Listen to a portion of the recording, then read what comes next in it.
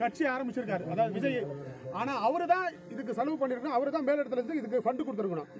இலவச வீடுன்னும் போது நீங்க வந்து ரசிகர் கையில காசு வாங்கி வீடு கட்டி கொடுக்குறது எதுக்கு அந்த பேர் வைக்கணும்? அப்ப ரசிகர் தளபதி ரசிகர் மன்ற இலவச வீடு அப்படித்தானே சொல்லியிருக்கணும். நீங்க ஏன் விஜய் பேர் வச்சிருக்கீங்க?